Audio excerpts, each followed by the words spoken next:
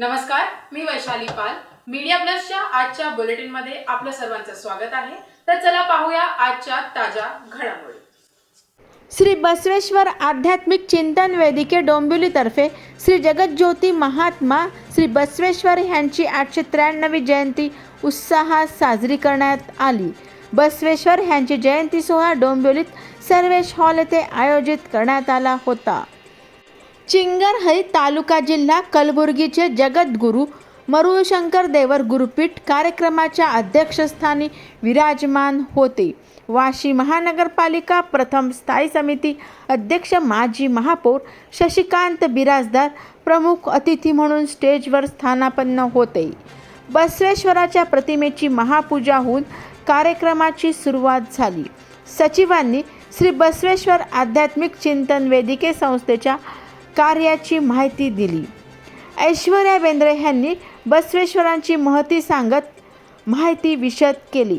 यावेळी ज्येष्ठ गणमान्य नागरिकांचा सत्कार परमपूज्य गुरुमहंत स्वामीजींच्या हस्ते करण्यात आला. तसेच विशेष उल्लेखनीय कार्य करणाऱ्या विद्यार्थ्यांना पुरस्कार देऊन सन्मानित करण्यात आले व त्यांना गौरवण्यात आले.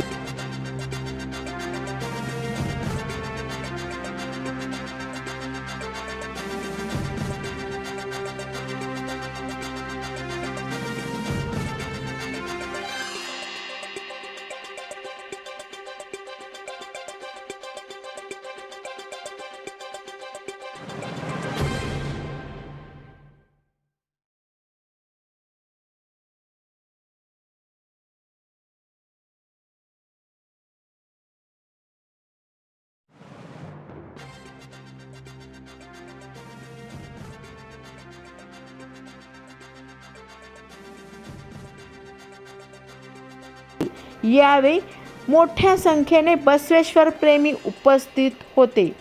परमपूज्य गुरुमहंत स्वामीजी यांचे आशीर्वचन बोधपर संदेशयुक्त मार्गदर्शनाचा लाभ उपस्थितांनी घेतला.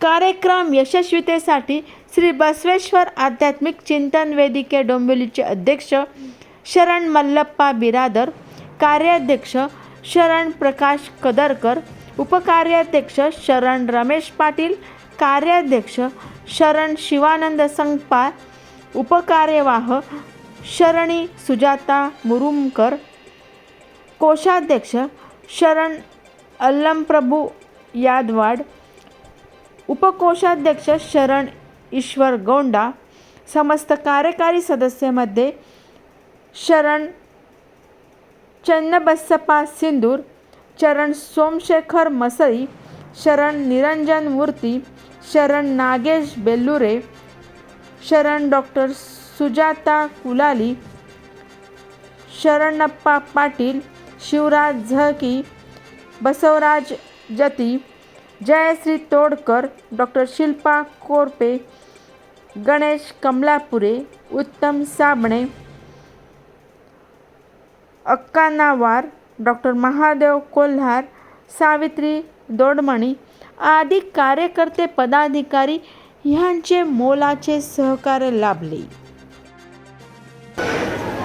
आज आम्ही श्री बसवेश्वर आध्यात्मिक चिंतन वेदिके डोंबिवली ह्या संस्थेकडून बसवेश्वर जयंती साजरी केली. कित्येक वर्ष झालं डोंबिवलीमध्ये ही जयंती साजरी होते आणि ही जी संस्था आहे आणि ही जे काही अनुभव मंडप पण इथे चालवलं जातं, ह्या संस्थेचे अध्यक्ष आहेत शरण मल्लप्पा बिराजदार आणि पूर्ण कमिटीमध्ये कार्याध्यक्ष आहेत शरण करतकर, प्रकाश करतकर, रमेश पाटील, शिवानंद संगपाळचे कार्याध्यक्ष आहेत.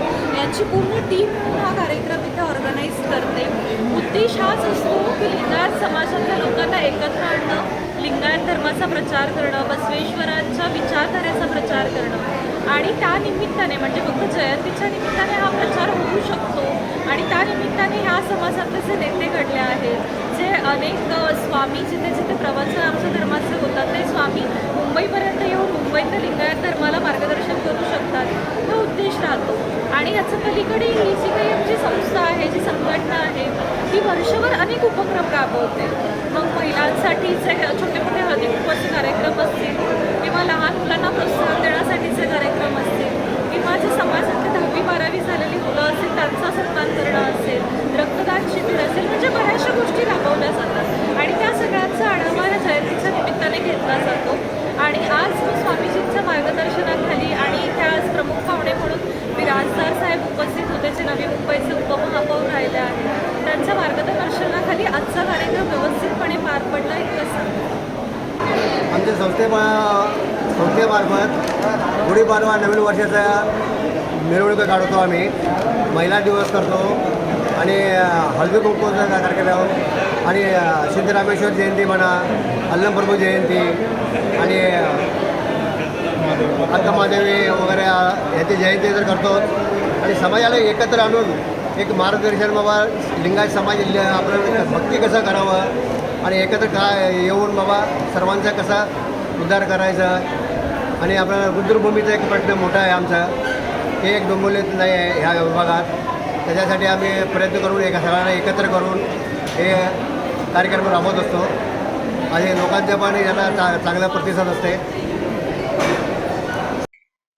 या होत्या आजच्या ताज्या घडामोडी. अशाच ताज्या घडामोडींसाठी परत भेटू. तोपर्यंत जय हिंद, जय महाराष्ट्र.